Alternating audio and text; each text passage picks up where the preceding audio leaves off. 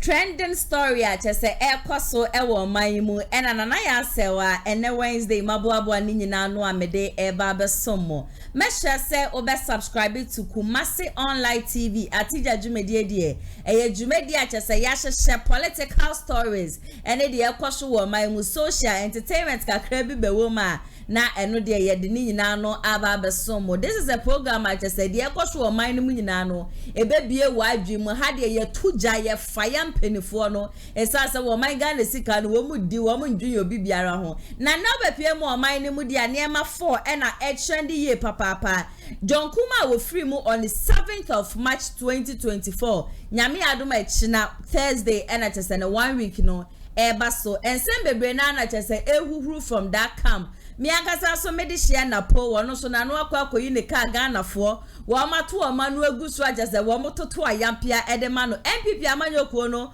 wo mu gi wo mu din ye papa sa so na NDC kwabrane ehun ne nsem ka ajase na no akoyi ne ka ehun sensem ama NPP amanyoko no wo metumi aguro hon sa wo so tutu bi edema ne wo mu 2024 de bia me kam say election year enti e kwan me political party bi ebe fa so de be gi ne din de be trend no enoa ena wo mu ye abrante ye obeka a ye Kumasi for say mon kama kuma ntumo yem kura no de po ebre mo no o si o hwese ne Ghana for mo kana asema na ase de ekeka koyem se mon hyedante na se o si na ni je trend ne hu ye papa or the respond kese aba bonten ye be dig deep na ye hu de ekoso and your mind Ghana so de kwabra ne etu ne esi ho edidi youth e wo man ni mu nyina so atem eno so meto jani bi e de amane se nyo bi o be twi ti bi akeke no ene se fota se ye de ekokro tutu aba na de ma no man Ghana ye nim de ye pe especially the youth ye hu obi a ye ready no ye ko deep ye so se da bi ni pe ne kasa etisen ne background etisen ni pe kra ne den no wa ye de ama Ghana pe ansa ne de ekokromoti e de ato aba no e de ama no enye nkokra e na Ghana fo ye ni gene wo ho se ye be fa wo mo se wo mo mra be di presidential candidate en fa maye baby am ya maye mi intro you kra de free no mi gidi se wa ngasa wanya baby a nensem no na na ya se wa me de fa nde o wa ginchwe bia na de fa comment section na senso e de ama me mesho so se obe share video we so de ama afoforo na afoforo so ehun de ekoso e wo man mu na de ekoso wo man ni mu de ye ankasa na ye besibinu ya no ne yaka obi enu ho no ma wo ba be free baby aka yen na me no mienu no ene ye be ka se de bi NPP de mo ye ne ye NDC de mo ye ne ye mo de fa say ana mo de ko ne say ya eno ne ade a ebe bontime hwe for agent hwe fa comment section na say enen sama me de be sum ni nyina no men say mo mre na me ba be kaja edi egum no ye ti krom hanum say ena Captain Smart e ba bontime be ka kire ye so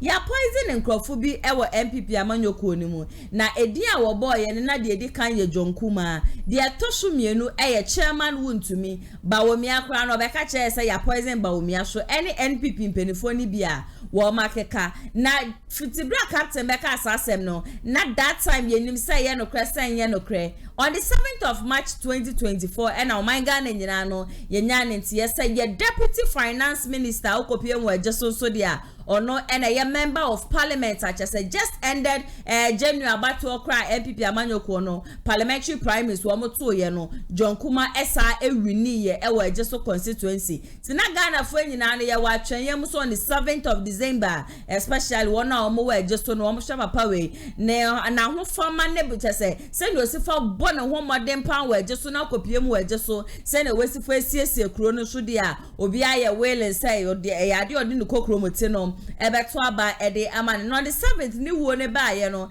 ensem achese bobo ba ye na busia na enya asem keto akra na ya asewa de bia no na me betina fidie mu anum se de ho nsensem nyina so no ebesom na nyame ya adoma echina on the nyame ya adoma echina ena chese ne 1 week no eba so na ne 1 week a eba so no eba so ewo ejeso ono ma eba so no so de busia enye asem keto akra chese nipa bebre na ena bekọ akopie mu ewo honum ti bebi biara awo bia no mesho se wo so beba no ba beka ho na ende ye nyina no yakopie mu wo honum akọ ede age de so se papa we yi obi a wo mse ye kwa akoti nisuo waboa eje so waboa Ghana deputy finance minister wabɔ ne ho modin ye papa abusua enye asem ketewa kra na ne ho sensam no trend ewo krom hanom sei no oba abonten be ka se ono de ni kunu no eye Lillian eba abonten be ka se ni kunu anya de ya poison no na ase ne Captain Smart ajejem na ya poison no kura bi enim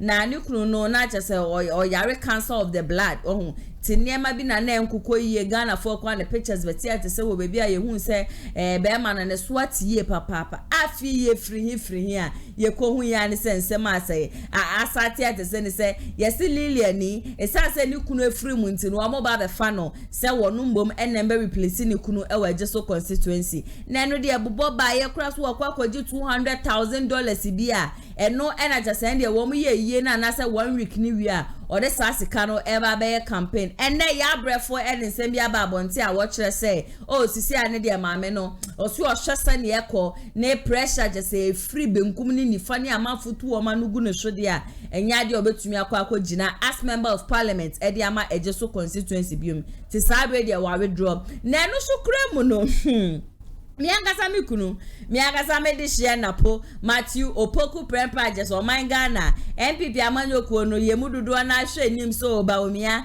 ebeba bebo ni din se running mate enam dum so achese sabre ni de yen na yewom ni de yenim se ye kan ye beka ne se dum so esan se ECG for timetable mai wote ho no ma ede wo mutumi dum light be 4 to 5 times that group no nti yetena se dwen wan ye so de bi dum so yi de em se ya de aba na napo so de wo ye educate energy minister de ye ntwembe wona ye mbisa se dum so no aba na se dum so ma ye na obekirem so dum so ni de maye ba a problem na aba na problem no sene ECG for aba be ka try and say just wo mo cables ni bi na atoto chimaka kwenti no wo mo fixe wo mo siesie sa na ema no na when na de journalist ba go say bi sa ne say adenti na one person obeje atum se dum so no ya de aba na wo mo fa timetable emfemma eno se dum so no maye baby a wogina na no gina na NDC amanyoku ni de obetumi akasa wo mo time ni de na serious na ye dum so pana na aba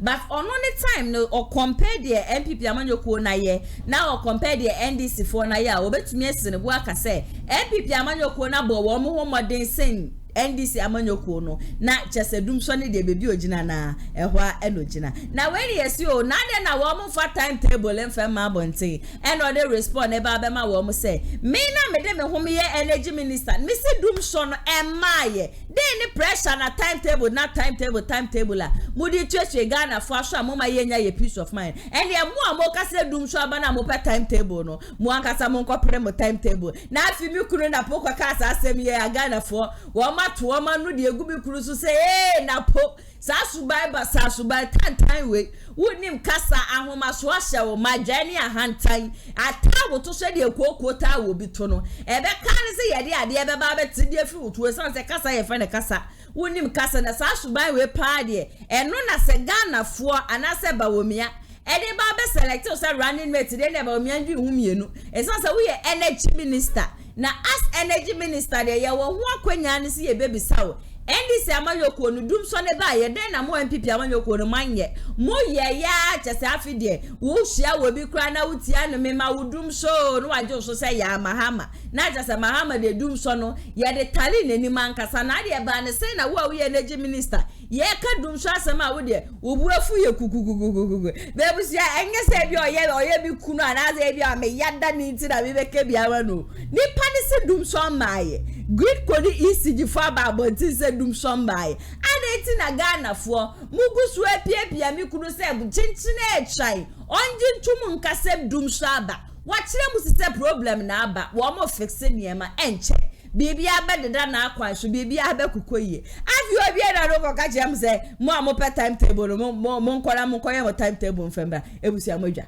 sa se mo ye dwa wo mo dena mo ya mafia ko esede mi kuru nze fota running mate na so mutu mu tan running mate ne de ono a era eko yenko na yenko tie ya brefo emra sesia JB Machi yeah we betne unim se eye na wo CHEDDAR me say you John Kuma yeah na what you done here yawada eno ho komo kra na na what you done yawada we ya na yedi na what you no wo ho no yefra say onwe oh yes onwe yeah onwe anopa no nsia kosi anumre no nsia kwesi ya ntachi bekobi say wo pe akonya no kwesi ya ntachi pa akonya no na yire ne de em sa da amfa obekonya mbo ochina ana ebefa na yire ne de no lilian de na ebefa ye wo mu ne say anamfa pressure and a man they withdraw pressure and a man they withdraw and yes I dear na because already when you can jibe $200,000 be there 2 years yeah nko dey for there 2 years it is say adwene se there oh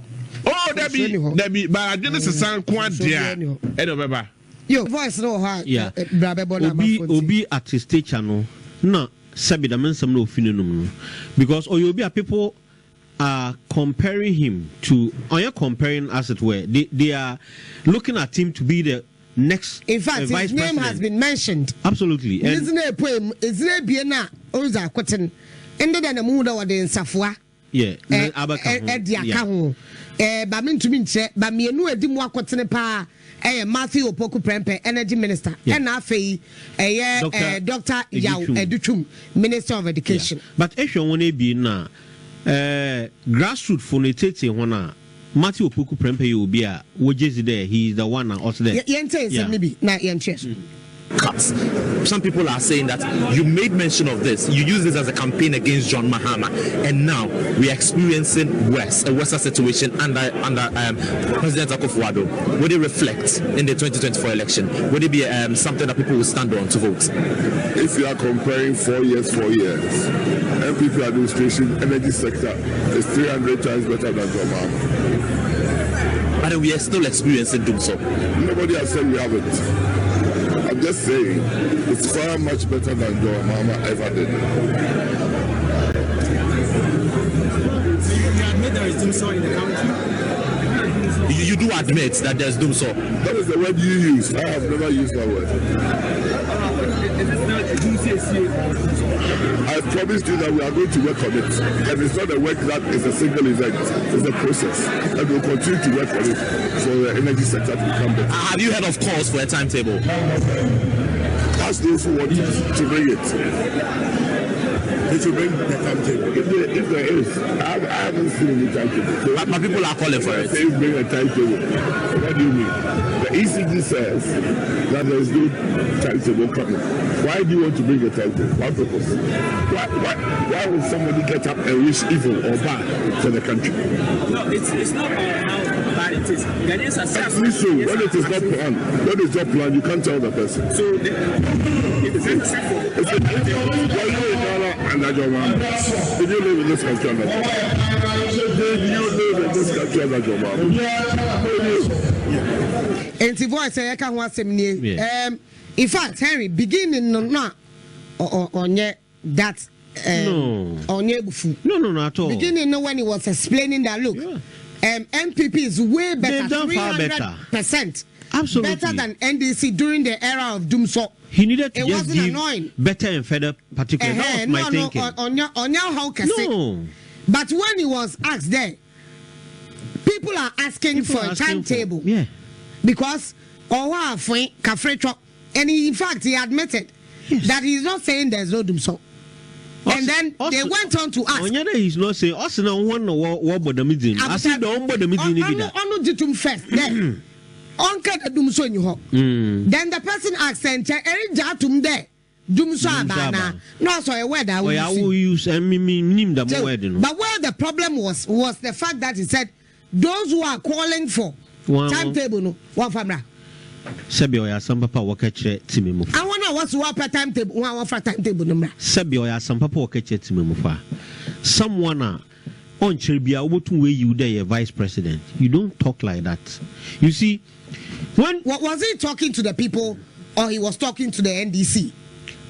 NDC we're Ghana for. Yeah, we're Ghana for. We're Ghana for. And on NDC and are we experiencing Doomso or not? We are that one can say or can say there Ubia ne EI emotional intelligence of him. Wobisan energy minister. Yes, energy Matthew Opoku Prempe. Yes, Wobisan and Samama or one Emma or Kanina Bin. And Oma or can be and council can, but me just the accident. You don't talk like that. When some of us no bear 2 days, na say okay to the core, we have every right to talk about it. Me personally, wow or one bear 2 days beer. Me I'm sure yesterday my phones were all off. I had to come to work before because the lights had gone off. Yes, for almost 2 days. Okay, and in fact, if there's anything called installation, no, what fixing maybe ECG has a way of communicate. They communicate to us that okay, even if it's not doom sopo, this not the timetable, routine maintenance. We are doing this. So I mean, what is wrong if there's a maintenance within a month, and that period within that month, and you want to do maintenance? There's nothing wrong. Bring out a timetable. There's nothing wrong. We are doing Accra Kanesi circle Monday this day to this day. Into that timing, into you're prepared. People can plan. It's about planning, especially companies. That is it. More be no. Not lighting you. Debbie. Not what Debbie. What on your shift? No, you don't do that to people. It doesn't work that way. So if a journalist, the first level of the estate, or in any case, PURC, one more directive, we are still not hearing anything. So as the sector minister, when you invite ECG, they've given them an order. One more on order. Whether they went or not, they've given them an order. So we are just looking at what really is the issue. Timetable. And some no any aquacotia bantinya me aduma 28th of March 2024. All road leads to Ejeso Chese John KUMAH we free mun 1 week no eho ena bus me ba chomo amwa manone no nyame aduma china mon kama kuma ntum yen e be hyase anopa no nsia kekeke empa okra wo de to Kumasi online TV a ye be streaming live e de amafuti anopa kosi anaju no nsia na chese wo mo be point o chena mo amwa manone e bia modwe hu so ena John KUMAH 1 week ye ntumi mbebi ne ye be de enya bia hwe na ya se wa Kumasi online TV atija jumedie ena mo dosho nkwa ye wode mamunti no ye be stream program ni nia live e de amount no enfan to bebia wo sole ye na wa click Kumasi online TV be click no na chese de ekoso wo honum nyina no na edida na kwanhwe na ebusha mikunu na pase de wa ma atamfo enya yen say. But you see, I'm not going to support what he did. I'm not going to support him. Debbie. Obi a ye hwe ni say ye be fa as per say by running mates there. One kasa ye enra nwumre mi amhia na me ka che so do yewu. Kasa we nkuwa de one kasa ye kra. You shouldn't have said that. But nipa na chire mo nzo Ghana for so mu duabo. Samtro for mu duabo. Debbie ameka Mesu Ghana ha ensema ekwo kwa ha amafudi amafu atamnyi nyina no ejina nsamtrofo ejina yen so webisa nipai se dum so maaye oso eye problem na baba ECG for crowd ababo ntense wo mo fa timetable bi amfa ma na still na guguso bia ze dum so abanti mo per timetable ene mo per timetable ene mama mi kuna akoto bomb se mo per timetable no mo angasa mo fa mo timetable dem fembre ba na po running mate dey be say ye koyo obi akafa me fire we ndra na me fire dada wa angasa yi ya menya sa wo to de bia ntina ya na wo nkasa na maniji no esanse nipa onam ho kama brantie kama tintin gram wo nkasa ya ubu respect no onya bia na no de ba kutu fo ma na do sa hyase eguti na wusu na popa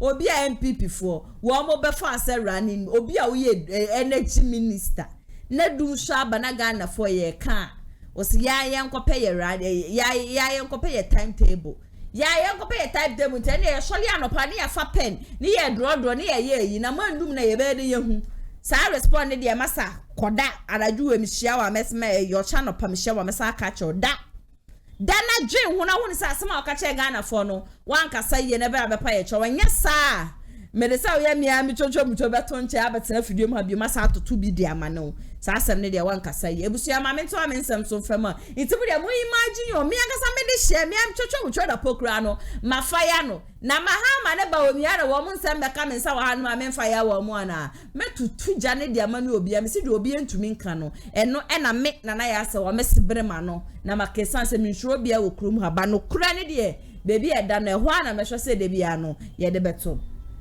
Al-Wahab on the same bia ba banti aja se Ghana youth wa fire ye nyina o se ye Ghana youth se bi nyansa ye fe ni nyansa mu nyina no mumududo na mu ni bi mu ni nyansa ba ku se yentu ye ni fe nko Senegal wo mu president a wo mu ko fa no we di 44 years na 44 years no ama no kra no wako prison pain na so Ghana ford we Senegal ford we mu ko kromoti ato abade ama wo mo ba pie mo ye man ni mu a young man be rise sisia so obaso be presidential candidate na mototo a yampia de man na mo ne ko na mo bisa ne yemfa kwa me bedi akochi dade an example onya trinity sa ono na ye the new force na amafo ahyase ebisa na ya asa wadi mu ntintima ene kwa me no fo nya ni sika ene ko fa asebo free he fa bedu o mayi mu ene ye kasa ho na ye we fi ye ne ade na so young man ni mbom na nko betumi aboa ye young man ni mbom na obedwin youth ne ho young man na ono de ni moja ni mbom no eye moja mu na ohwa eniema betumi aboa youth ni mbom no de beba no Ghana for de bi laila ayilala mompe na mom ni de bia nkokora na na na da nko egufu ado ya akokora abu ala kojo tremante oya akokora mama oya akokora de wachi ni ti dan say ya wo nyina no independent candidates fana ya akokora na de bia no mokofa nkokora yi so a na wo mu diga na fosika na wo mo say o man no na wo mo destroy niema na so man Ghana na ye wo mka ye constitution na kire say obi betumi aba abedi o man ne so a 40 plus na way era just say ye bisa senti sa constitution no yes sano anase ye nja na mane nkosa Al-Wahab se da bi mama sesa ne ba youth no na wo sese bi mudi muti eye ade mo de madwe no etufo there is no way aben say NPP communicate bi ya akokra. There is no way I'll send this to communicate be ya kokra. Independent candidate, won't communicate be no one my ya kokra. Nini nani ye youth na. And I'm chia John Cotton, Yaquella Cotton radio show na your friend. And I'm chia me Akasami Penny, John Dramani Mahama. John Dramani Mahama, you are born home ye papa. 2024, John Dramani Mahama and a baby ni election. Ubeka Sasa, Mahama nya win election. What kind of no 2 months youth no. They are team and one yetim also kopie mu kura we duma emrantie bia just wo mu ko school wo tech wo mu kura wo mu diploma ni degree ni de keka ho sabre ya wo ne ye kase wo mu che fried rice and a ton na so nkaye kofa youth as president ni moja na fresh adwen boni bi anim adwen ni da ho Oshalia no power tintin ni mpomu nti no ni moja ni edimu afurusani from niti ekosi ne nase oda wo da sunye so nti odwe adwempa na so de bia no ya ko young guy bi yi niti a ni ya hyase toto ayampia e de ma no youth na ye wo man ni yenja saade no na yenhia tesase ne Senegal fo wo ma ye no yenfa wo bi a chese o ye energetic obi adwempa pa wo niti no ye de ekokobati to abama na obetumi aba abeboa yen yenko ani enkote Al-Wahab enum nsamemra sesia when CHEDDAR introduces or person network so na question the activeness of the youth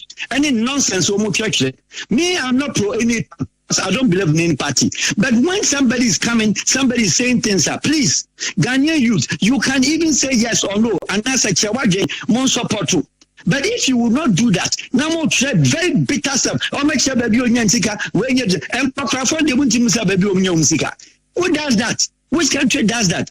And the way forward is you. What can the way forward is you? Me ba media more 7 years mune yewe na aja me no ayiwa mano dama kuma so na yesha sia ni yesha activism na A na B na C make us say ye kwa demonstration ye bo wa na me na majonku etu enso na mu gane da bi dia me kira ni say wo pepa say wo be ye bibia bo wo be hunu na NDC no manfo no aba na tinchen does that make you a youth? But then again, if the people you are fighting for do not even understand what you are doing for them, what motivates you to continue?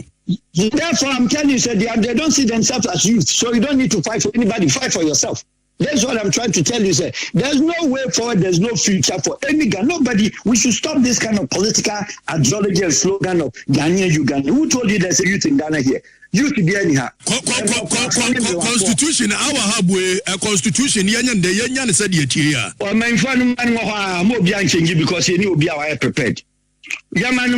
Nobody should dare try because when you be prepared, you to find a time radio so edgy communication bill. So we'll be in what you say or your party be communicator. Party communicator, what is that for credit casa also that? NPP communicator for Krabenu, NDC communicator for Krabenu. Who should you to do one year bomb a young penifway, and Mawamuria Esika. Now, yes, Yansu Yepe, the same playbook on 1 year. Because who be already says, you to me, Fra.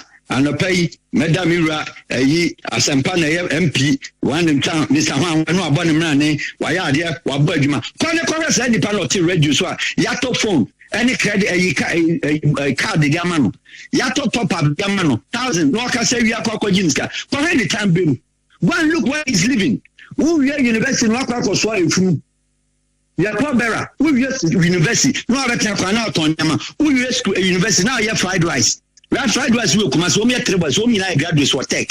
One who said the Panutim party be a spokesperson, a communicator, and you call yourself a youth. You are not a youth, you are an adult, frustrated adult. Frustrated. I will use the word but frustrated adult is a Ghanaian youth. Why depressed? Ghanaian youth are depressed. Our hubway, you know, because in the guys said, well, my vote to be 44-year-old boy. Our dad jail, I'm another president, and he's going to lead the country in the start. Shadomaya Bobby Young, I was in the Uganda. That boy, the youth has never forsaken him. They have never forsaken him. The youth stand by. A lot of them go to jail with him. Bobby Young, your friends, my Usman Suru. Bobby Wine. In there, yes, Senegal for Aquatua my youth. Now, where you say, Yemusa was here to Abama youth to be so Maramedio, my anymore. A won't soon sure. Now then, woman, your constitution, age limit for Sobetimia Gina as president, a quarter 40. I'm here for. Joseph. I said, and I said, you can't go and come up. But I'll combine two for you. Now, for your information, Usman Soronko is a very, very, very, very good person that I know. The boy become a president from jail. Oh, jail. Jail, no, about be a president, Oh, they jailed him. They jailed him over crime he doesn't even remember. Makisal claimed say all 22 years old rape girl, which he doesn't even remember who the girl was. Okay, fast forward. One was about some recent times, Senegal Ebenya demonstrations back to back. It was as a result of Usman Soronko.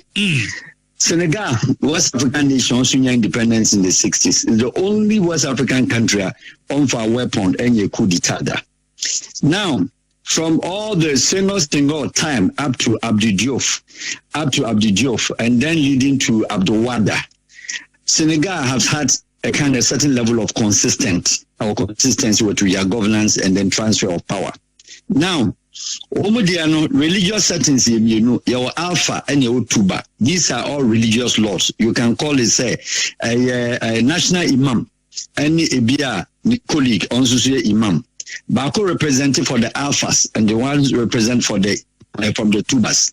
In the Ghana and Kabaka Sebia, the Hamadian overlord and the Mohammedan overlord. These two people, they have kept Senegal what it is. I could be that because the Senegalese, let me use the example of the Otu for that kind of reign, that kind of kingdom. When they speak to the Senegalese, they go to bed. Now, Abdul Wad, an older man, our president is already late 70s, is the best overall history of Senegal's development. And Niama was set in 10 years, 2 terms, Abdul Wad coming into power, now on Abdou Diouf, Ababeye, that the 10 years, after 10 years, I don't quite a year more. But then when Abdul Wahab was asking for more, no, almost there be regardless of the way in 10 years or so on. Now, this today's president of Senegal, Macky Sall, Neba, that is the political son of Abdul Wahab and Macky Sall. In Senegal history, no, Ubiasa Neba, and biological son, no. And politically trained, which Ghana hasn't got that. Your president, no, maybe. So we are back on. Successes. No, they don't train. Ghana doesn't train because then a different topic that we have to deal with. It your politics in your fair. And training Macky Sall, who was then a mayor. Again, the ambassador Songo, who is also a personal friend, the secretary, a Ghanaian. And now, or then by Macky Sall said, "Ne papa na bre on trans in the 3 terms, the whole Senegal, both the Alpha and Tuba, they wanted Abdul Wahab to continue because na energy or and what the power no, the party no, and the banner fire Macky Sall, the political son no, and the winning power, new year. The biggest demonstration ever in the history of Senegal happened under Macky Sall. What did he do? Abdul Wahab called Umrah, Saudi Arabia. Albano Macky Sall said, "Oh my papa no day and landed." Because the popularity was to overwhelm his government, and naturally that was what it was. For 4 hours in the air of Senegal, nearly blew the country down because Macky Sall said, "Oh my papa ni plains on Sanko back." And Senegal papa dear here. The papa no Abdul Wahab no. The ordinary see form and see form.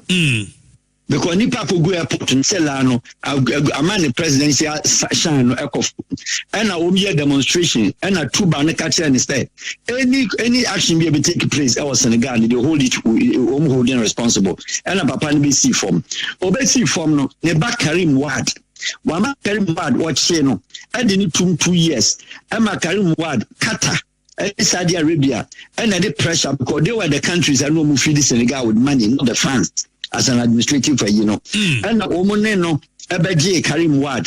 Karim Wahab was supposed to be his father's party.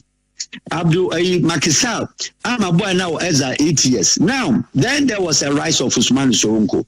This boy is like he call it CHEDDAR of Ghana. Now, when Sonko started activism, no, he started preaching against what Macky Sall was doing, and precisely, no, he was blasting Macky Sall. Said he's been ungrateful. That was where he started his political ideologies, and he said, Macky Sall, the old papa no ababeye amount, Edward president, who no report the efforts need the sources of his political struggle, no, who rather no. Oh yeah, they open so yeah the Papa Nugun and Master the presidential and the privileges in non farmer no. When I started the activism of the Ousmane Sonko and the youth, and I'm not talking about the youth, which is not existing in Ghana. Who youth? There's nobody who is a youth in Ghana here, and I'm asking you a free part. Youth to be in here. Youth, I'm a matured adults. Youth to be in here. Because we're talking about youth activism and youth taking power. Youth moving into governance now. Senegal has shown today the activists of Senegal, Ousmane Sonko ideology. Say the youth are empowered and they believe in him. Only internet campaign. It hasn't happened in the history of anywhere. Ghana and youth now can, including you, come to the internet so they are writing, excuse me, my beautiful word. Bullshit. This boy was beaten, drawn on the floor. Not even about 6 months ago. What the form of military be jandam fortune or castrati or incarcerate when you see any man 2 year sentence ko yi need na to jail or the jail Macky Sall the term na aso but then the Tuba spoke now the Alpha spoke and then first April comes to the end of Macky Sall's regime. International election year 3 months ago, and we created state of emergency, or created state of inconsistency. Your friends saying fear, and we had to postpone year. When saw my election back 2 months ago, we created atmosphere on no Macky Sall at the 172 parties were created in Senegal. 172 people contested presidential candidates about 2 months ago. We are on one set scheme. And the pronoun down, and or the about 70, or the pronoun down about 40. All this while no. What them the deputy and the vice president, Also them the party Oma Onom ya activists in Obia the jail last week. Everybody. But then the Senegal youth spoke when they were burning the city, burning everywhere, and Alpha told them, say, Macky Sall should return power. Now I'm coming to the ECOWAS, useless organization. ECOWAS, Ernest Koroma, HTG coup, just about in October against Madabiu. Nana do Danko Kufado, I need to say Macky Sall. Woman call Madabiu say, Onja Ernest Koroma non Falukoma Buhari non Kota Nigeria. I was one of the persons who said that will not work. Why you could edit two or no any power best source your terms no he's facing jail sentence. Macky Sall at the same time now it was not different from Alpha Conde.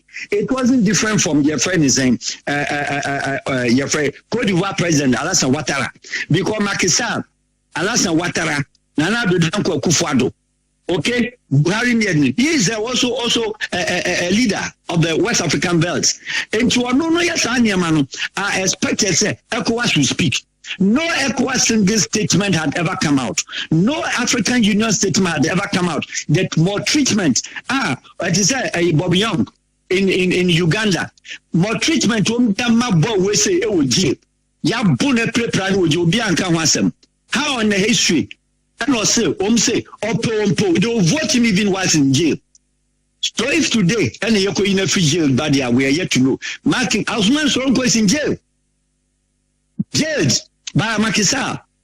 Then the youth has not spoken because every country in West Africa, except the North African countries, population between 18 years and 36 is more than 56 to 40%. Ghana not more than 56%.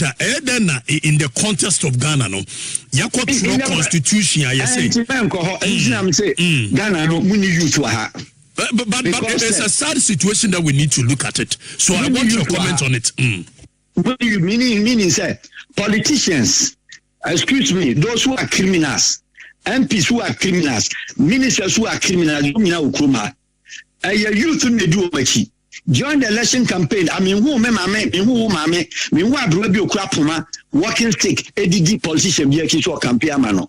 All these atrocities, politicians here in KUMAH, all these intimidations, all this stealing, who trained them? In so-called landers, vigilante, vigilante, no, also 60 years old. One or even 56 years old. This is the youth in their 20s, Legon students, tech students, polytechnic students, your friends, media men, FIFA, Captain Smart and Co. All of them. Combined, when politicians, how have the Ghanaian youth advocated for a change in this country? Me, I'm an adult. I don't even come in there. But if we're talking about youth activism, the president, the prime minister of the Republic of New Zealand, how old is Jacinta? 38 years. San Marino president, he was 32 years. Macron, how many years did he come to? 37, the president of France, the third biggest superpower in the world. Why a 37-year-old? What are we talking about, Ghanaian youth? I'm sorry, and a youth. Is it not a deliberate attempt to say you best say even the mind of the youth? And when I say this, in the past, around 79 year there, now we heard the student front wa say Legon, KNUS near there. Now we heard the student front and they very hot. Looks SRC because we more agitation and by the infiltration of test near there deliberately with blocking the student front and committing merely some of these conversations. Is it not a deliberate attempt? Deliberate attempt by who? Are we saying that our youth are so stupid that they could be infiltrated by the camp? It could be. Maybe therefore, no, they are not youth because Obi a TESCOM person member or Telecom and now or to UPSC or only 21 years. How do you align yourself to a political party at the same time? No, who school now? So we are a certificate. You went to school. You didn't want for education. No Ghanaian youth have been educated.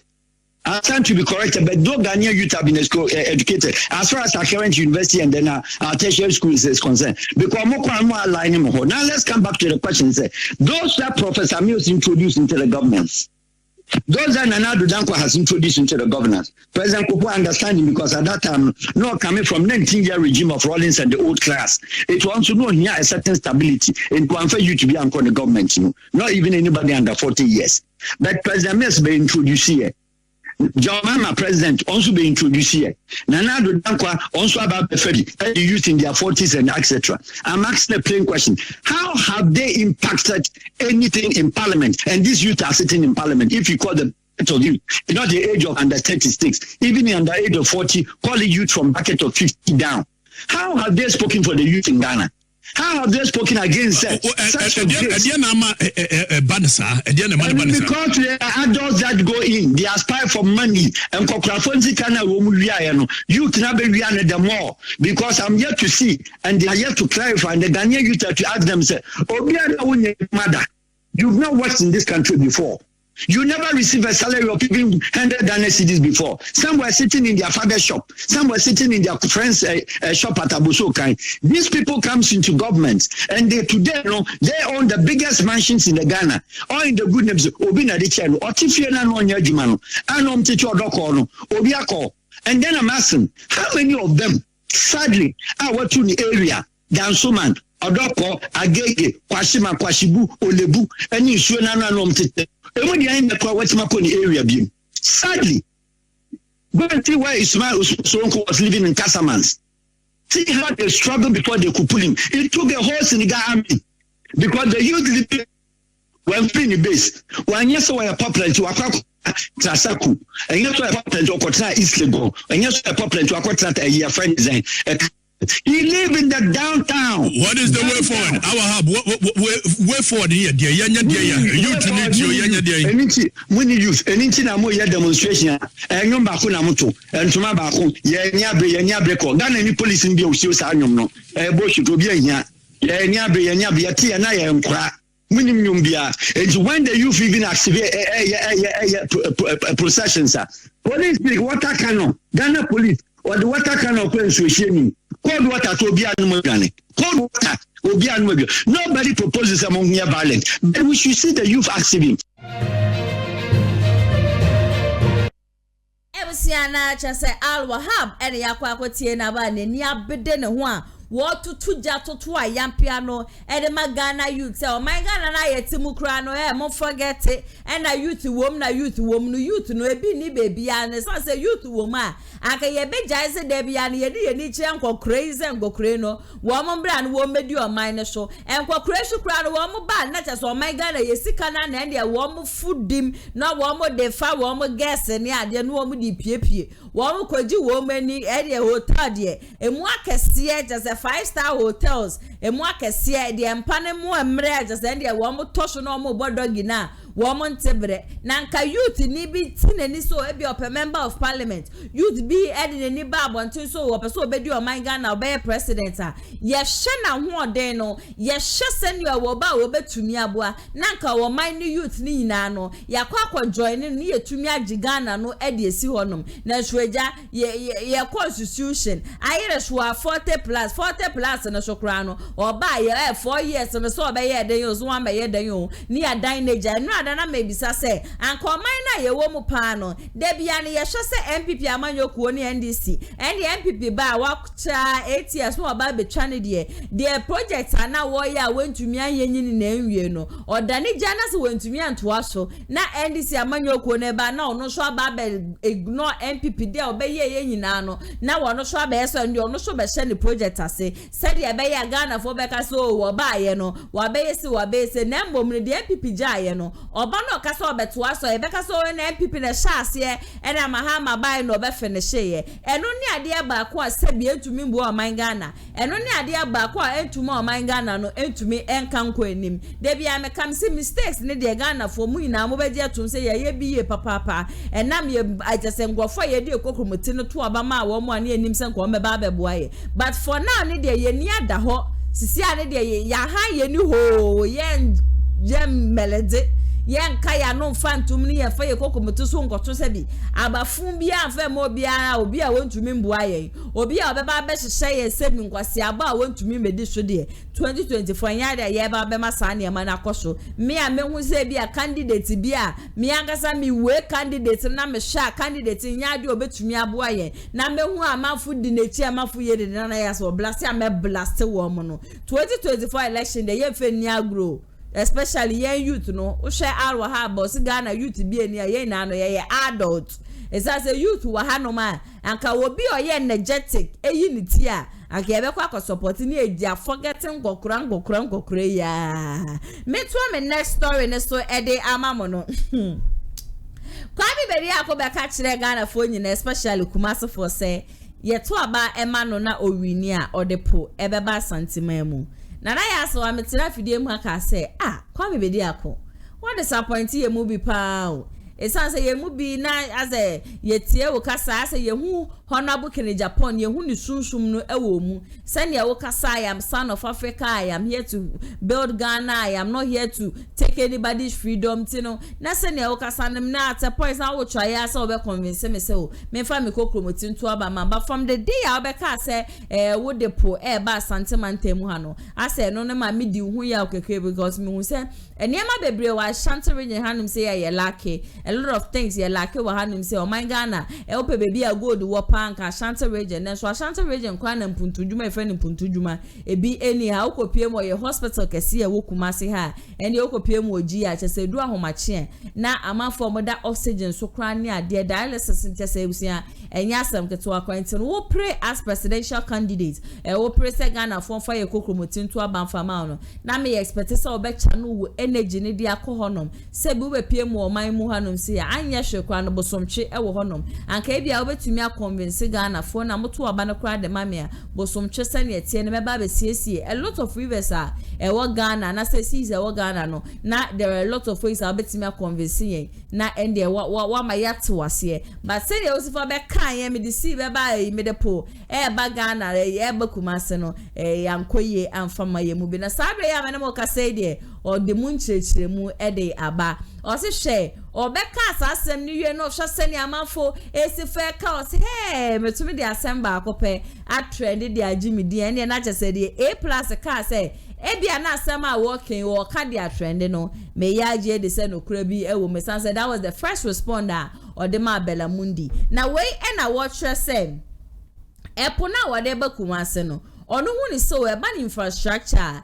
timba ni ade nyina na Ashanti region hanum se ya no wo munya na se bia wo mudi free hade akọ obi memu no na se bia wo mudi akopie mu different region among the 16 regions no it will take about 5 hours 6 hours 7 hours e bi kwa almost 10 hours and san obetime free hanum se dia kwa kodu nti onu ni hu so and the stadia semedisi eba Kumasi at least Kumasi gold wa hanum say timba wa ha koko ni ade nyina no Ashanti region hanum say ya ni nyina no efri nti na sanyame ya adom na mtumi de si ni be pie mu e wa hanum o dredge o se dredgen e be pie mu hanum say ya de ate say import ni export no e ya de betumi akoye e na oni nye support say wo mo kra niema efri o mai obi mamu de aba be pie mu ha but Ghana no ye system ni very weak definitely niema bi wo hono ma ye be kra tomatoes kwa na ye kra fi Burkina nti niema bi wo hono ma yeden ye be kra nti this was a way a onu hu ni say so wakasa wo ya ebetumi abua Ghana ye papa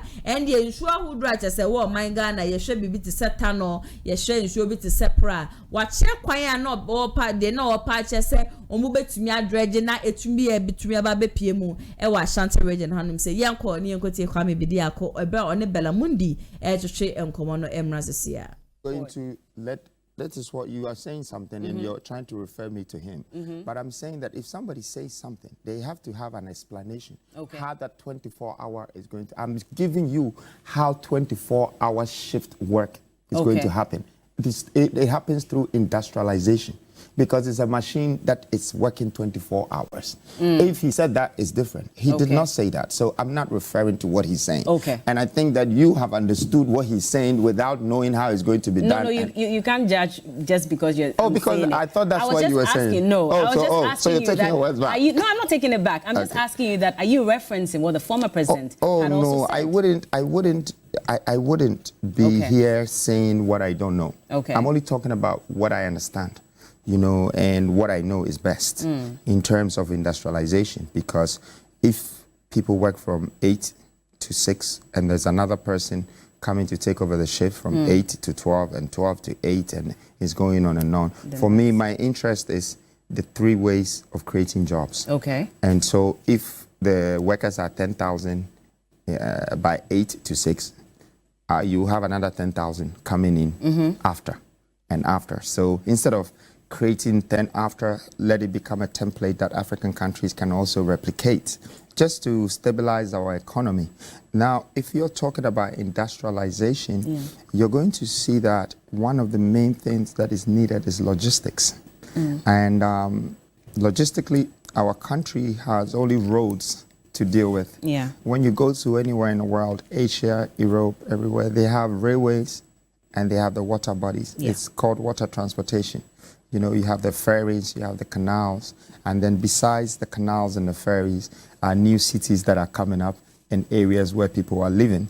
So for me, I looked at Ashanti region when I was there, since I do my research in almost every region, and I realized that, you know, maybe 30% of the furnitures in this world has probably come from Ashanti timber. You know, how did they even get it out of that place? They must have been driving a lot of timber logs, tracks, and going up and down. And then you're talking of gold. We were at some point the second biggest gold producers, and I think the most gold comes from that sector. You're talking of farming. There's so much, and I like reading maps.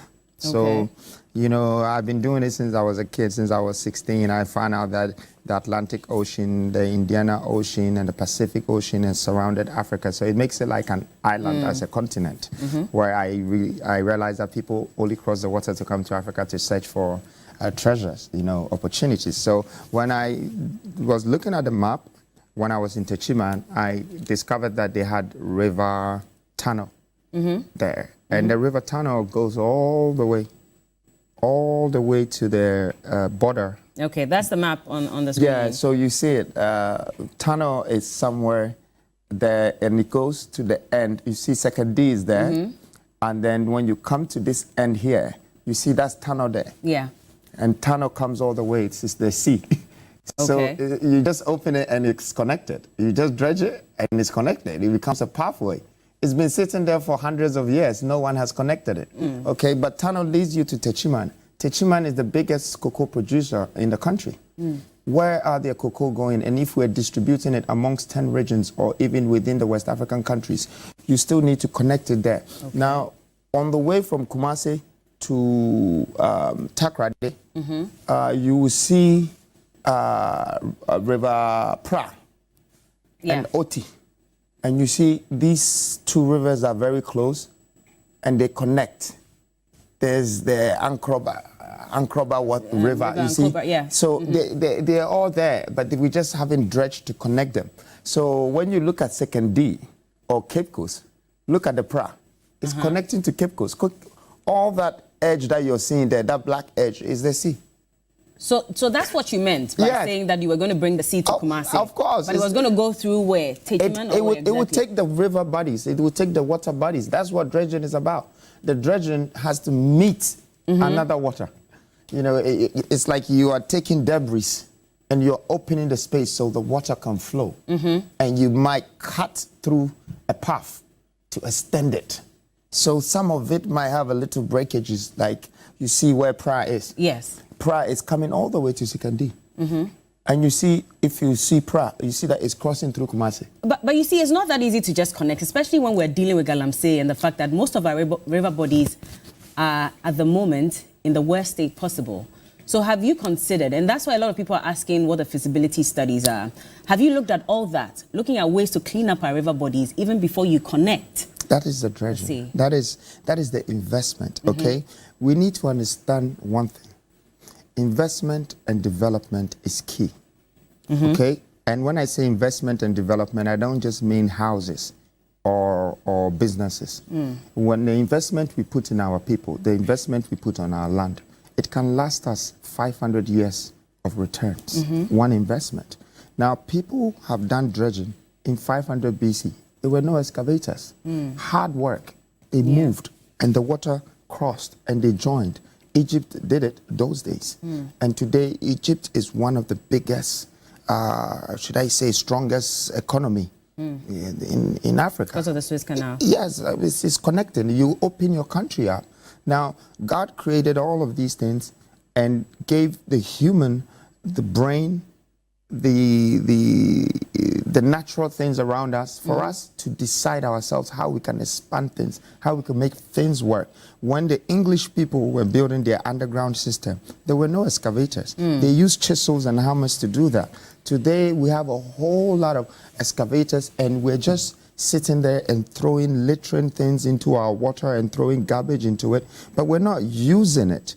I am talking about coastal transportation because the future of Ghana and Africa will be based on industrial revolution, and it's about to start. That is us making sure that we manufacture our resources so we don't go out there to buy it again. Because the people who are taking our resources, bauxite, we go back to China to buy aluminium and bring it back after they go and refine it. So I don't want that. I want to be able to introduce industrialization and let our children, let the nation, our country learn how to turn the bauxite material to alumina, and then from there to aluminium. This process, 1, 2, 3, can create 100,000 jobs in one plant or two plants. And I'll tell you why. Because this plant, they are robots. They work 24 hours.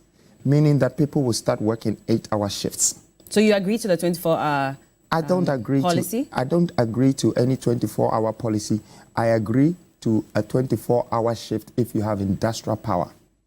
I don't know any 24-hour policy you're talking about, but what I'm saying... What I'm talking about, I'm referencing what former President John Dramani Mahama said. What did he say? How do you understand what he said? Well, he says that we're going to ensure that the economy runs 24 hours. And so how did you understand that? You are saying that means that, I mean, just like we have in New York and the other places, we're going to have businesses run 24 hours. So you don't have to wait till morning before you can go and even apply for a passport. How are you going to that is what you are saying something and you're trying to refer me to him. But I'm saying that if somebody says something, they have to have an explanation how that 24-hour is going to... I'm giving you how 24-hour shift work is going to happen. It happens through industrialization because it's a machine that is working 24 hours. If he said that, it's different. He did not say that. So I'm not referring to what he's saying. And I think that you have understood what he's saying without knowing how it's going to be done. No, you can't judge just because you're because I thought that's what you were saying. No, I was just asking so you're taking your words back. No, I'm not taking it back. I'm just asking you that, are you referencing what the former president had also said? I wouldn't be here saying what I don't know. I'm only talking about what I understand, and what I know is best in terms of industrialization. Because if people work from 8 to 6 and there's another person coming to take over the shift from 8 to 12 and 12 to 8 and it's going on and on. For me, my interest is the 3 ways of creating jobs. And so if the workers are 10,000 by 8 to 6, you have another 10,000 coming in after and after. So instead of creating 10,000 jobs, now it's 30,000 jobs. And I think this happens everywhere in the world that is well developed. They have their industrial areas and, they create a lot of things and they sell to the world. Let's go back to the issue about, dredging the sea into the other river bodies. Now, I'm monitoring some comments, and there's one who's saying that, but some of these water bodies serve as, drinking water for some communities, etc. Now, if you're trying to connect the sea to some of these bodies, of course, we know that the issue of salination also comes up. And that affects the livelihood of the animals that also drink from these water bodies. So can you explain that then? Because, first of all, what canals do a lot of things. There's irrigation system that comes out of it, so it helps farming. There is purification system that can come out of it, so it helps the nation. Because once you industrialize the connection, then you can do a lot of things with it. It's like industrializing cocoa and then making sure that the manufacturing processes become 3 or 4. We're going to find what to do with the waste of it, and do different things with it. So it's the same thing that is going to happen with our water bodies when it's connected, because at the moment we are throwing things into it. It's deserted, it's left. It's not being used, it's not being run. People are not sailing through it. People are not driving through it. It's like a road. If there are potholes and the road is busy, you have to fix it. You have to cover the potholes because the road is busy. It's the same thing with water.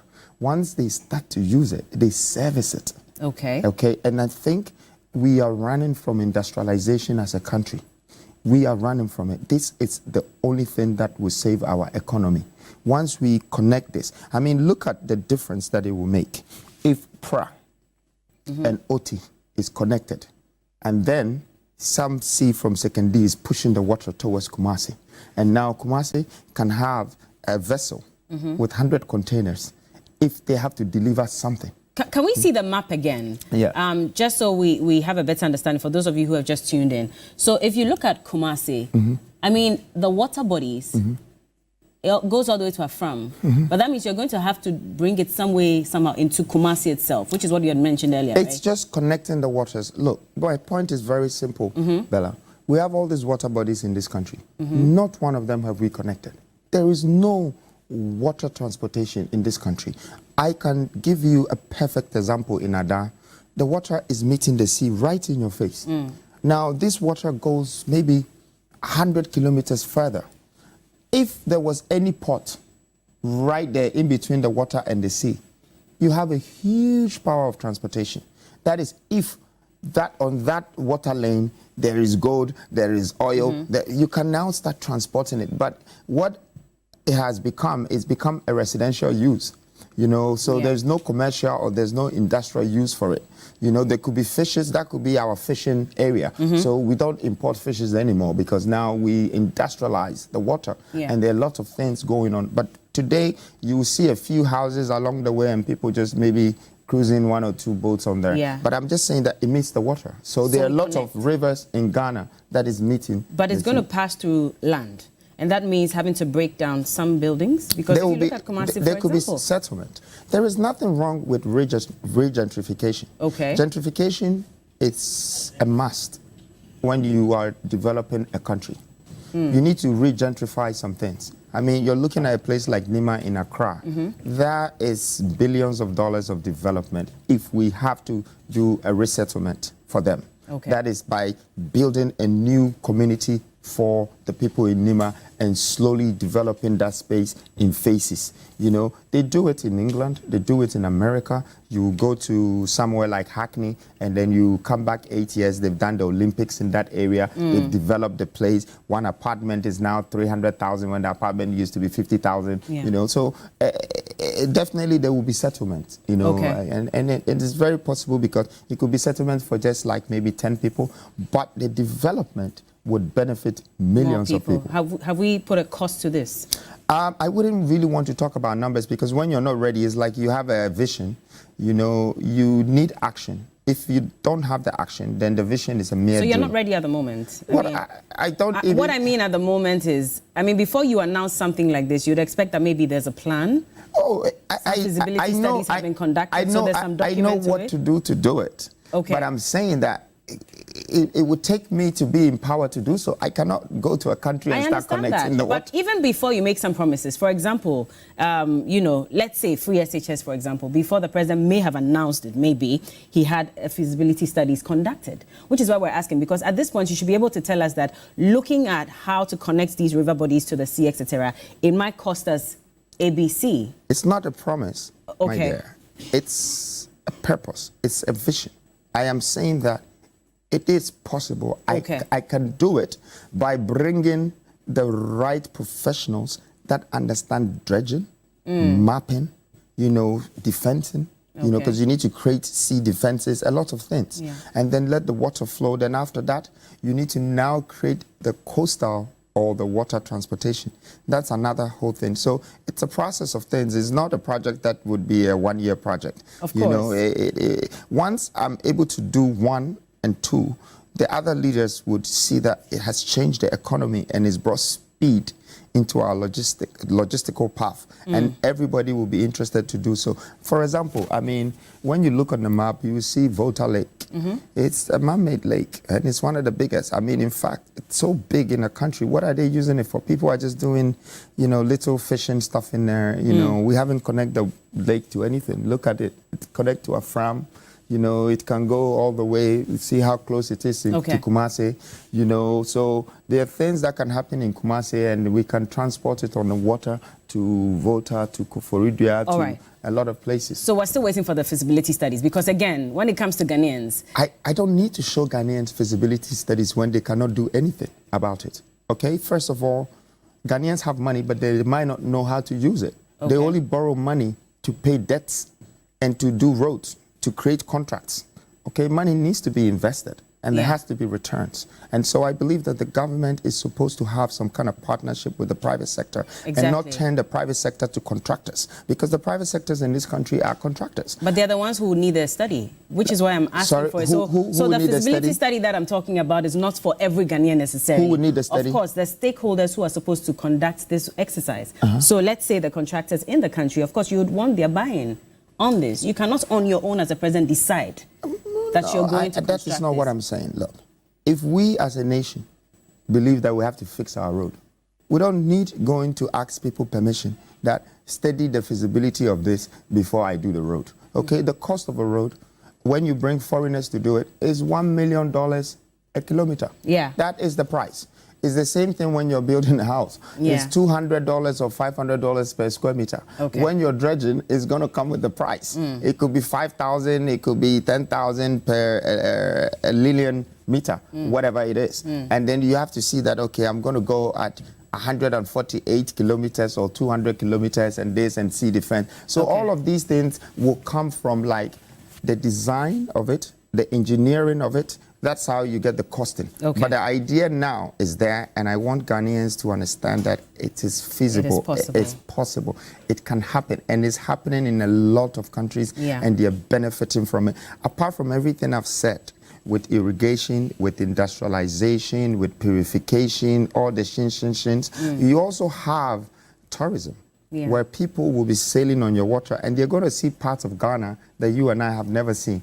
Good, beautiful landscaping and all of that that we have deserted for a long time. So there are a lot of great opportunities with such an idea. And it just, the media also sometimes, you know, they like a headline that would be so controversial and, you know, it's like, you know, get people to bash you a little bit. It's nice. Not necessarily. I mean, I think so far what has gone around is what you have said, which is why we're also now borrowing into it. But in terms of priority, would you say this is priority? I've listened to Ghanaians say that we lack adequate hospitals. Our hospitals are not even equipped to global standards. Our education is also in shambles. We have students who are learning under trees. Jobs, which you have said already, that's also another major problem. Our roads are bad. We're even grappling with developing a railway system. So these are things that are low-hanging fruits that we should tackle before even coming up with ideas such as this.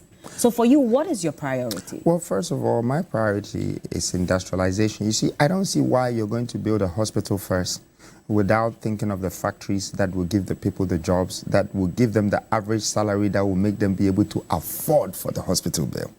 Okay, that's the mistake we're doing. We go and build like low-income housing, 1,500 homes in a place, and then we don't put a factory there. We don't put places that the people who are living in the low-income housing can just walk to work. But they go and live there, and they have to take a car 22 kilometers away from where they live, and they spend an hour and a half to 2 hours on a small single road. So in a day, they travel 44 kilometers, and they lose 4 hours of their time. Okay? Now, this guy, within 8 years, he would have spent the money that he bought the low-income house with on transportation and on time. More than that, he would have lost already. So we need the first important integrations first, and it would automatically attract these things. You see, when people are going to, if I'm going to build a university in, let's say, Takoradi, I have to know that, first of all, they're like 500,000 workers, you know, and I have to study their returns, their average salary. And then I have to be able to tell that, okay, there is like $1 billion circulating in this 4 kilometer square or this 5 kilometer square. And the demand for hospital or university is there. So then my returns of my investment is guaranteed. But if I have to go and put a hospital there and people are begging and they bring them and they're dying and they don't have money, the business cannot work, which is what is happening in Ghana now. People are going to Kolebu, they die, they don't have the money because they take 1,000 or 2,000 cedis a month, and then out of that, their taxes, SNATE, so many things out of it, and then they have to pay their wife, they have to take care of 4 children, they have to pay their fees. These guys said, look, we're in trouble as a country. And I think it's because we're running away from the fact that we are not industrialized. Okay. We need to let whatever returns that is coming from the resources that we have. Kwame Bediako and Yakwako TM Abanuntino, Wutie Ninchiremu, Edefa, Sia, Nasa Pua was or the Bar Shanta Regina, not just a war, connecting, Sua Hudre, Wahanum say, no, what Ghana, no, not India, war Madrid. But as I'm speaking, Messi him fa and a woman day quack too. But what's the end of Casambum, dear? You will see, say, a lot of opportunities are here in Ghana, and or Nimkoyo Befasa when it comes to industrialization now. Obebuama Ghana etumpom. But those things are working kanyinano. I am asking, say, are these things going to convince Ghanaians, say, Yemfa Yokokromoti and Twaba and Famano? Knowing very well we are in a country where 2 political parties pair, and I debiano and I said 4 years biano, yedi edie. I am part of those who are campaigning for we need a new force. Ya saw NDC a share, ya saw NPP a share. Into the third force there, ya dear just a bit me about best son and near me. 10 force and so no. For now, no 1 hour more kasa ye papa Alan Kojo chairman thing. And then Nana Kwame Bediako Alan ye was shasi a 1 year menuma or more market centers no. And I edin command your buffo more catchy by a shock Kwame Bediako so dia bro for seminar will be a winyan who we na ye shake kufuado ba obi ka se kufuado beba be say ya. Inga ye engine dio and rather obi ka chemsen na ya sewa. Adentina debiano ye risky 4 years edema NPP ni NDC na afi 2024 so no moma yen risky another 4 years FMA ida Alan Kojo chairman ti anasa na Kwame Bediako 4 years no ye edema NPP ni NDC ade o meba be wie ya yetimi eno an wo mo ba be but this time no ye risky dem this independent candidate wo mo ba no ma mbe ye bibia amfa ama yen a na send ye be focus back on NDC ni NPP amanyoko na ya focus wo mo. If you agree with that person obetimi actual comment section na say edi amame na sisi anukopie mo NDC amanyoko ni mu a enjuma wo mu nyina no wo mo toa ne say akwankwa ne ya ni wa medeme ho aba mi ana mapa me ho asem de mu pe bia mo fanya me sisi ade sanjom no ena wo mu tuye papa say yankasa ne ye de ye ho aba Ghana for ye de ye ho aba NPP amanyoko no ya de ye ho aba de mu pe bia no mo fanya ye ni nyina no ejina ensem bia chese awai okojina okoka say ena NDC for Nyamia ya adom and I'm waiting to select some running mates and the mammy Jenopoku, Ajima, yes, Sabradia Buabu, na Bibia to me see at any time. Yes, Shasan, ya Mahama Crawford, so will be a president.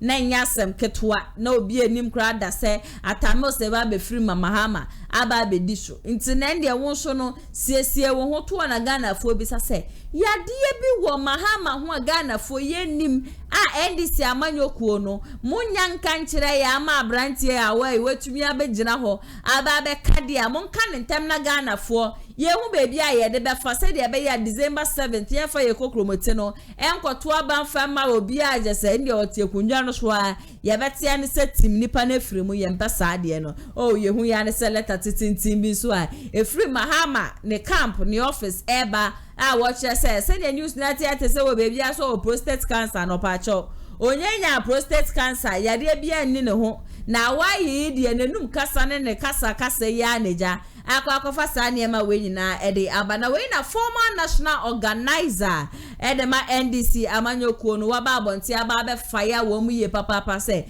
party pa mu ye mu de mon kana no kre say party na mu ye na shonfa so pan ne sen mako yi running mate mami 2020 ono na mu yi no in the 2024 nso na masa akwa yi na ne huhu ewo mu anase na won wasemben na ewo mu a ama abranti etumi ebegira ho no ma ende wo boba ha mawuto se mami jeni omo aboa no ho na bibia kra no ebetumi esi wo mu nja sa ne ma na wo mo ye no wo mo no ma MPP akonya no e ma MPP fo asha ase toto bombe de ma wo mo yenko na yenko tie sansem yi na so emra sesia ba se de se yesimo awen ni awie aka de mo de be so anu mo obe e de enyom no kwa be da bia wo ka me ka chiro se anyum yi me mentupi omo to no monto na omo sanko na ebidu be no anwia na dane ayiyo ni elections yemini wie o ye mo bo last ayini wie ya ozu we ni awie. Oh, but uni mo party for no kasa say the economy aye na hwan ekosofo abu akọ nti ade no obi ani ho a nani da ho ne hwene santem wo ba akoto ama MPP da nti ye dandi yo amontrawe ene campaign kra no ka me wubi sa me sani enhu nya se campaign kra ne se ka ne se ofanani okoye da tramba bia ye wini awi you need elections sir. Na election you need say. I'm here so more ni bre. Elections de bia me ka me say it is a boxing. So wo bona unim say wo ho edin fa wo referee no bibia ko. Wunya boni pa na pati. No da ho no ntimun kaka na ho. Referee na na be count no wa pay. Wa ye ne nsasi wa cross no ezaka say na wie.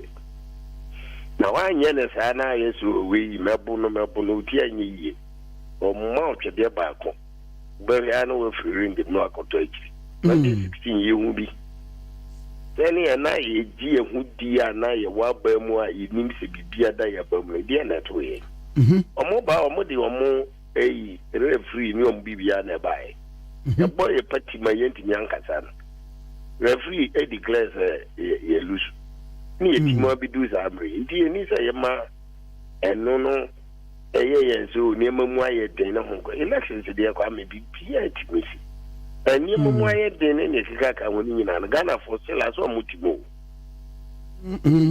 amutimo ya ni ha me kra na say mi nura e ko baby aya member na no na no memenda madam Fumbiba ware yenti ekogosia wedding di papa na man 41 year you know busy hey you num light na mtu na say madam Fumbiba party true ti o woni generator ke party light graba ni bala woni masmo ka chebe yabi o si no mama ba no na jabe dum so yi omode kaka ye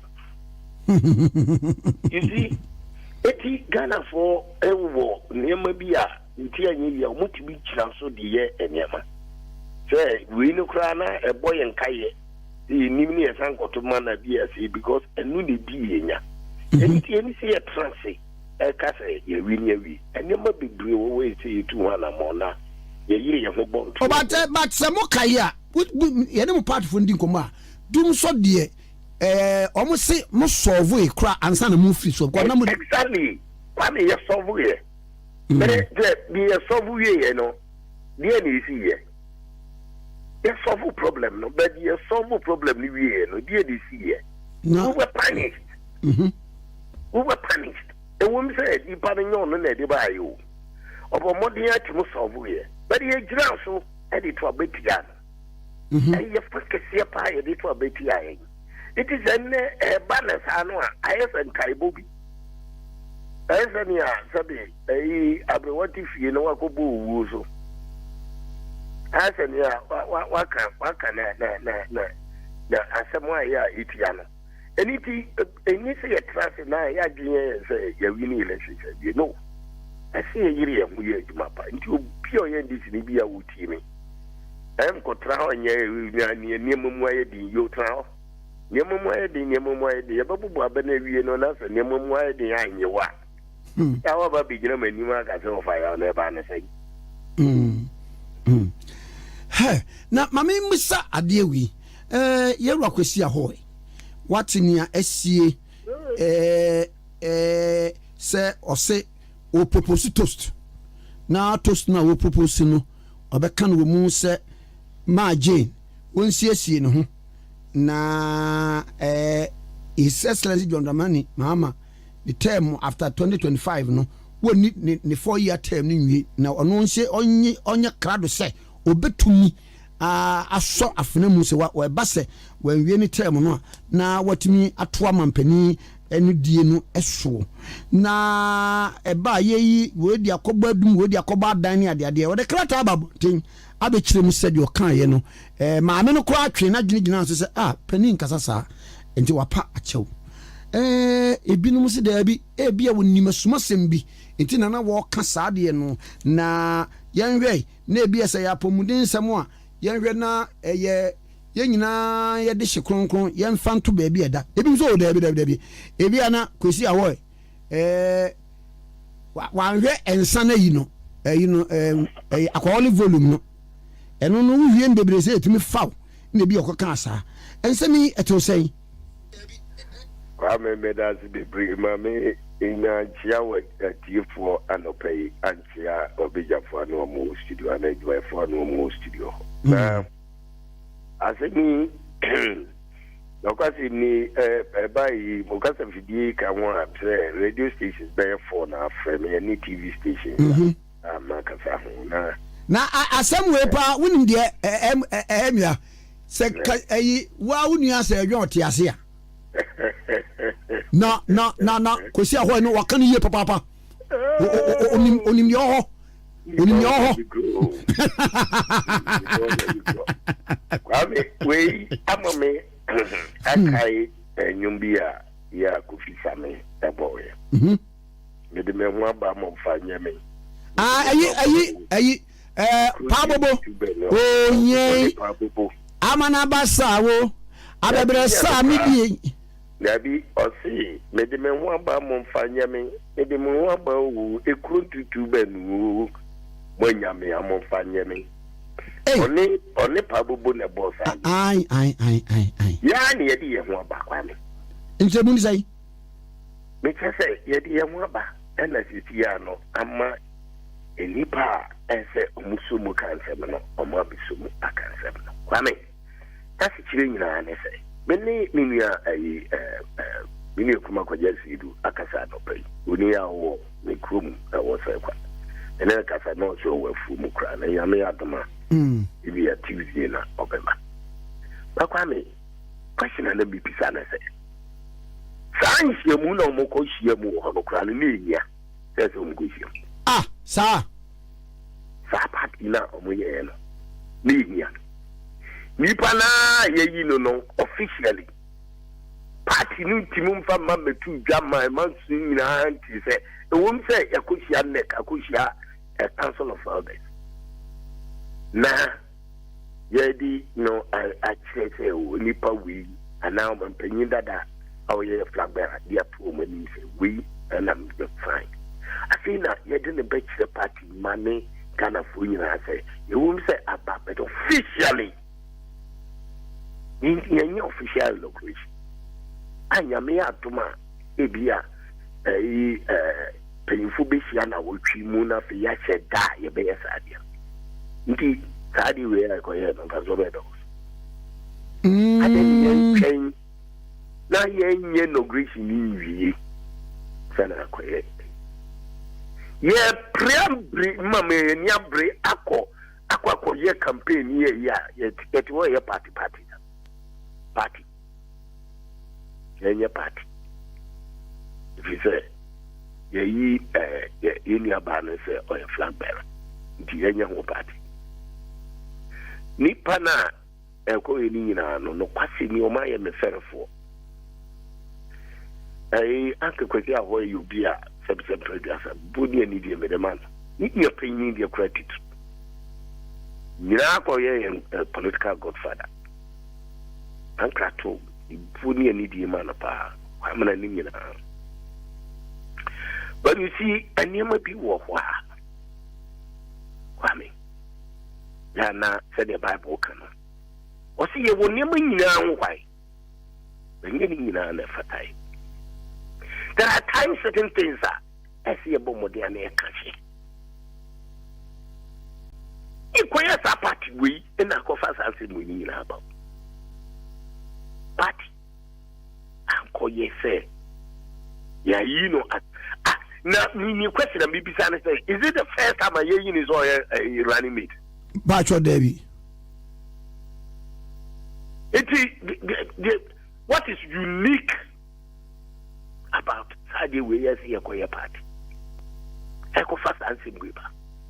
Ebema edu baby ana ye juma na ye choir na be de me kasa as former national organizer. Me kasa as CBI organizers no enim omonim say senya niema ekonomo hwe eniema muye na so omo hwe niema muye pa hu senya niema ekwa enka me kasa sa niema wi mu na sabi president say hunya nipa na me hu omo wo do bebre no me hu omo mebo mo sobo sena mu jeje na mo sesere na mo wanyewene mo sena na mo dio no fa so be na mu nya free side wo mo nya makofa ba no nya makofa ba sometimes nyama bi wo na kwa me wo ye na sabi previous wa manya mi ni wani mo kai amma wa panchira afi ya nyama bi medicine na ba baka esi sudua bi mu se ba ayi ba ne kasa mu no what can say nature skewed things for mama to become president bra na yewura mills enini de anwi ena o kan say so na be ever prepared to take over. Be ever prepared. Just say you who say and you cry your friend say be the president no bra we vice na obeba bedi to take over. Make say edu be no definite ebi no say wan kan kwa nti kebeya nke yenhwem enwe asem kora wo ho. Kwa me na midi kan ne say ko visa menyom no ne wo fa se pa bubu anyame aton sa frɛ no nyoma mo bo ai de ho aba konfanye yi ebini no asem wi nom ena akopa se yi yehwehwe bi no nkrodo ba but yesi bibia nkaka papa enye tre maka asem wi se emri ye da yanimu yi adia ye ba ya ekofa yibia amra ye no ye anabekwa kofa bibia sabra ye ye twie nwufiri won tom ye ko shiawe nsa na ya ye niam no ye nyi nwufiri mu sabi previasa enu entua na mo ema ye nko ye dimu nko babia nya sabi me num nsa ni bi ni ayini ntino ena meka wa fade o num nsa ampa but no kwasem ewum ni say ye ntwi ye nwufiri sa na ema no ho na ye man ye sie ni su nsi ye ni su se na be ye onyam nhira bebam ai tie bia e de niam bi ni meti se de baba ye nyi ye nwufiri ye ntwen ma ye inaugurate ni pa ni nwi ye yi ni ana ye boni din ma wo se wakwa asore e wo me Cape Coast ko de nyame ase de ho kraba aka so officially ye be ma no sa eyi no na fi we frase aboden to a. What are we doing? Say asemu ya kofa babetu. Ye besumu asenia basa ni atuntuya na eno na de bia ya meka no. Se asem etu obi ana wunya ipa bi na se nyama bi base na ipa ni gina ho no ka bi mawa. Ya nanka eye pa bedodo na ne beka wagum efisi aba ye amanyosa.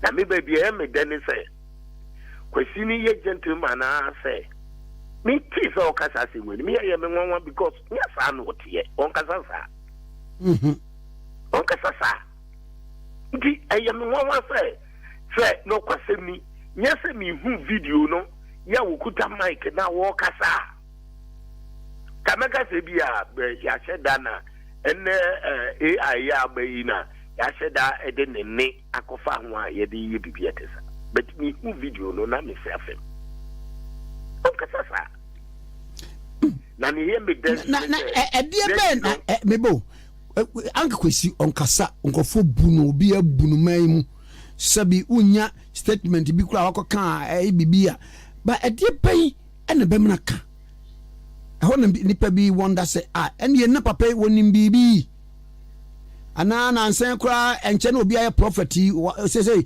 we prophet kwesi awo ya na you see asamna ne kano anena ma kase ha na onu ankasa age atum watching a statement about bonting abekase ampa onua tiade no wangaza yi na ni nyina mu no yamfa nche no ni awo kase ebi mi so play mischief ne hunkorba ne yi ne de ene anka kwesi ono de sabi menyum na meto no first na no ya na de enwa ba nti omo penisa ne de sa no mbi so no mo de akọ so you can't fall them say omo so mu a omo kanasa ben yi hia ene ne wa ye say onu agye atum se mankasa yi ampa me de ho achopa abana ma me no kra so replied to them say ya onu so kai ni say no them say one kasa yi ni into of china bin so ama odi ho krata ababote onyame say say ye boni ni nu ya na ye pare mu kata ye boni na say ye ka o ye step prediasa onyame a otim de boni che nyame a oboye nyina kra de boni cha ye ne a ye tiasa so an ye si emfa boni ne che ti me mumu de ma hu say because nipa na o kasa de say ye nipa fufuro bia ene o keka sansem ni ye ya meka say na de be ni be kwa me bi ni awo kan say obi a won kasa sa na ho kasa no eni ti na ma manfo esom say anara bibi wo ho nti na papa yi o kasa say god o kasa mu odu anything ama ade no akwakoye asembia aya sifin kese amaye ni dinkai ne to su dim kwame obia kase mami ndie asejame ahoifo ya na share do mama kiti ma ofa no as running me wo mo keka ya aye ya ka hu sama mi say menka national executive no and I menka council of elders the meka ho na meka wan ka no kra bi ewo bia no me baba betuga ene me opama no enka ba beka ka meka se bia ye nam kwan se ni se kwame you see ade ba ko a ye time me ni kwabra je ni wasi edun katia ye timi ewini elections me ka secret na chira manfo ni nyina ne se ye hu ade na yenka ya nutu gba meje hu o se yakoka ana mani tiri bibia no obi ye bia no na nipa no eye no le pepepe ebi se uti anye ya ye be nemu ni ya hyimu wo nti no bia ye na enti kaye ampase ebia yewa ahoe fo no north interest D13 fo no ena wo mo ehye assistance John Dramani mama say konfa Professor Jane na opoku adwuma emra e ka mba ka una aye national executive ka wa beka kwame ngaba ni say ni de meka say na se bibi wa chirenti na ma mo share na so onfa no na motimi aye de nkasa na meka but anything na meka say amma na assembly no akoye wu amma adena aye basa no eno no but ni nyina mu no kwame me fa ma dwin konkosi wo kra efi se enya dia sa nipa na oguta man se no kasa no wa dwin bia se sa de we no kwasem ni me ntim fa susu no second kra na do 1 minute. That is number 1. Number 2, wasi ababontin aja to be said yo ye no anyi ni ye wa panwa chawa kama se ya man so wa but si ya no unim ya to aye na mo kwa me ye ni ye hu sabi fedi aso nyame na ehwe ye nyina mo but ye unim na se BBC party mu se ya eti anye ya na ye de ba bidra mini open ya se mo kai obi ka se mwe tabe sofo bi so kai o si sabi ahumoni no de ya no muti omu ba bi o ense me be fi anumu abeba no say ya papa obviously papa de say ye papa de tuwa ye pe yempe papa ye de boni ni ye pe e ye boni no masomtwe no ma ye hunyankuma de say ne be ya e bitini abam we de kan de she nyame ani mo nyam say nia etu ye mribi atwamu a ya mia me yonko a di na chi ne bontoa e ka ba bi a ya kwesi boni din wo ho say he gave way na ma don't buy na nkroma sai we e bi nto yempiem say Ghana mampanyin bia so ye NDC new so ye NPP new so ye independent to so ye hwan yo or ye hwan yo obi ani wa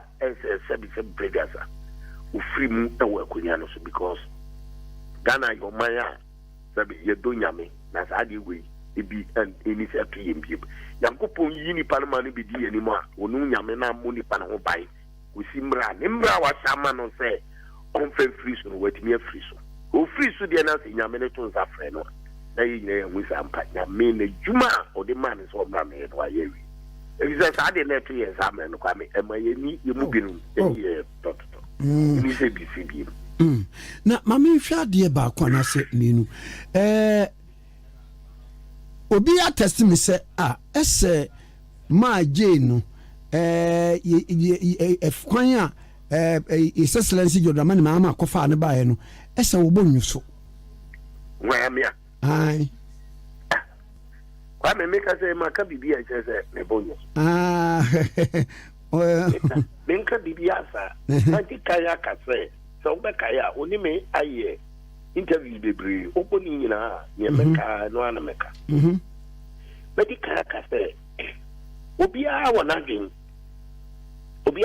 na dwenkyere me ma dwenkyere na wo ko ne say mre since 92 tem bia be kwa bia batu bia general election bia somebody from central region eka presidency no ada so obeye running mate ana obeye presidential candidate medical yakada eti Ghana me match mu no de be feel say yema other regions no so kwai momo so mda in fact adi we adinchire we me chire na mra amia me yonko pa o free so as vice president na me na one office here ma pa ko tie mi saka late nya me fa the credit ne kama ye yi no ye me yonko no ka me kan mo bi ko bona mane se ana wonya wona so yonko ni ye gyan na oti wo so ye gyan de gyan no no be kana nkiri yo ka no so ye no kre since 92 in fact nipa from central region in Enka president in one do Zambi. Ebia say omuto abama mo pa most of the votes munye fi ho.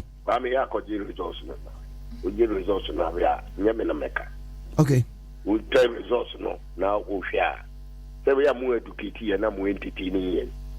Nti say we educating ourselves. Mechanics here but o je results no hwia na say za na tia odo. Well, eti and once a media maka, but me can say, O ye nipa ni wie, Nani a do no beka say, and part we and ye know, Tia Yatuno. A democracy, any event. We are running a democratic institution. Tim and Kwana and Presso Krana meeting go drown, say. Now I'm impressing Tino, not I said, good one of Presswa, then Kwame sitting treat, Debbie, Opia one not being trained. And it may actually might be a say no because a honor na hame. But my mina Kasapa said, yeah, me, I don't have any problem with her. She's overqualified. I mean, the problem, yeah, but there be a no free region and no free no.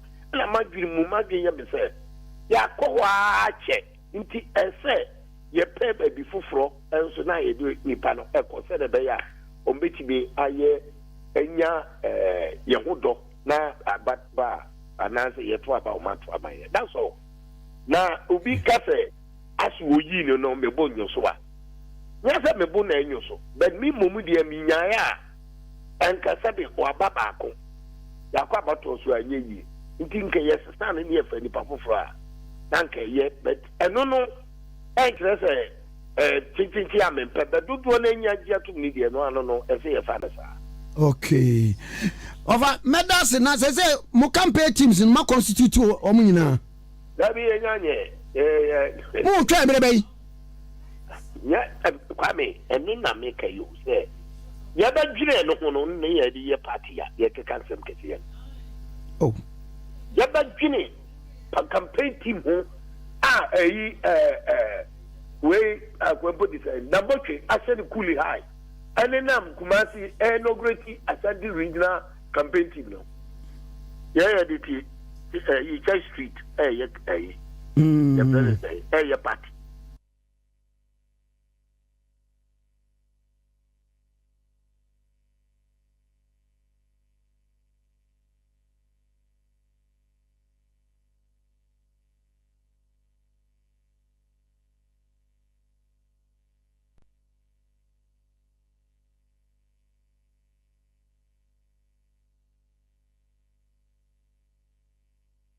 NDC amanyokuo no wo munya akra no greti wo mo campaign team wo munya nyesa de ni nyina no e na wo mani abede wo mo ho running mate wo mo akwa no wo mo to party e ma manfo so e kansem na wotie former national organizer wo so ono no party se ma na jenopoko agima na o mekoyi na nye ne ya onini ma ni problem o hwe ma ne senior tie na ho keka wo party ni mu ni ade a osefata. But the obetimi akanisa say woman focus was central honum too much. Enunti and our expert say anka wonder ni kakra ho na there different ethnic groups and I say bia different regions no wo mo kofa running mate free ho but since a general public na gia tumu NDC mpenifo gia tumu obi gia tum say na Jane Opoku Ajiman enye running mate de onu obia any problem but NDC amanyoko no wo mo nye de se na fata ansa na de wo mo bagi wo mani a wo magi wo mani se no so de party no wo mo koye so wo mo sha BAWUMIA NPP for akwa select na de onye obi a just o my Ghana for beto abakra de amani ntino NDC amanyoko no mo wini election hands down wo mo kan hu ni say there are a lot of independent candidates a wo mo so no wo mani abri ye papa ebusia aha na mbema mkwan na nsema me de besom say atija jumedie no me de ni nyina no ebesi uton product uwo product we be a company bi upasi e bohu de ro edema wa me pacho akwanya no wo honom frey anase send a message e was 0550 623377 and answer 0557036109. O friend numbers no bia na ye beje brani e no watwetwe nkomashane so say esanso e WhatsApp numbers it ufra and also send a message on WhatsApp ye no betwetwe enkomo ope nsamtro suku pon wa church for no do esanso wa botre dia me kan fu Kumasi online media school ede ama media courses a wo mo ye no eno ena echegu ewo kasafoni ne bebi a wo bia no betimi aba be fa funds for just 100 Ghana cedis we 3 months intensive practicals ye do fa entity ye pemu theory sembi eni book sembi eni o first day ye do studio open radio ye do ko radio per TV ye do ko TV ya chesho ne eme so after 3 months ye do certificate a show nsa bebi aba ye attachment on internship so de Kumasi online media school pe fo ankasa e do be ko bebi a wa wo mo no pe no eno mo de be ko no achese wakwa akusua de nso edi efiri ho no mumpe we na peden bra 400 Ghana cedis be for form say was square any ti amas enedi nhwe front desk of Kumasi online TV any inquiries so betimi afre no 0550623377 and as 0557036109 ka ho na bra be ka kukudro ma no ho san say yensam tredwuma ne de yensuro bia ye gina de ma no kre no sene asam ne te no ye ka sene tie ne pepepe ye ntom fom ye nchia chechecha samti bra now so ye fantiti ye pemu mo amoye wedding engagement funeral and sorry program suku ahodron so amoye programs ne ade nyame ya do mefia de ye da ye nim ya Easter mo amoye program ne ade na Kumasi online TV it's never too late say mo beto mo safari ne aba streaming mo program live on Facebook and also on YouTube ama other social media platforms ne so ina no pa ye streaming ewo honom edema frey no 0550623377 na oni ye entwetwe nkomo kopie mo MC a honom de abrante pama no ende onu ane san handle camera no ede emame saso ena Eric Jr. ede TV video de mame Dennis enso ka wona wo mobo mechi hu dom mame de nsamri na beso mame fa na session ko enfa mame executive producer be CEO Mr. Daniel Yeboa ene monso am ye loyal fans of Atija Jimedi non so nyakopo ensure me ye papa sabre ni abre bia na mojebre ehwe Atija Jimedi mesramo nyame adoma no pay da ye nimi all roads leads to ejeso John KUMAH ne 1 week no eba so achese enya asem keto akra ti anopa wa wontumi be kan ye hono mesro stay tuned Kumasi online TV from 6 to 6 ye the updates bebre mo de be koso wo hono nyina no ye streaming a live ede amamunti mesro men twaweni kwhwa channel bia exclusive interviews in penifo beba be piepie mu hono nyina no ye de honsansem nyina so no beba be so mesro nya subscribe so ma se de be nya hyase na ubenya notification ewo phone so neja wahwe de ekoso ewo hono minim se ye de ya nsam de ebe piepie free hono mpa nya asem ketwa poison won sensemi wona wo mo be keka ne ma NPP fo so ebe kwa akopie mu ho nti nyame adoma ekina de me se adaje enipo so me se subscribe o enye sa wo be kechi o subscribe ya sis ni se kima be wan se dem na de wo bo ni akohoma saa wo hwe de ekokọ ewo ho no me nensam so ame de be som wa agensha afefa comment section ase ema me na se ne me kan ye de be to fo me free baby ano Kumasi online TV aha and abenya update no edi if you have a wonderful evening and then sleep very well because I me koda ye papa hwe me ne kwa hu nsama bre nyame aduma e be sanso edi ehia makra mo bye bye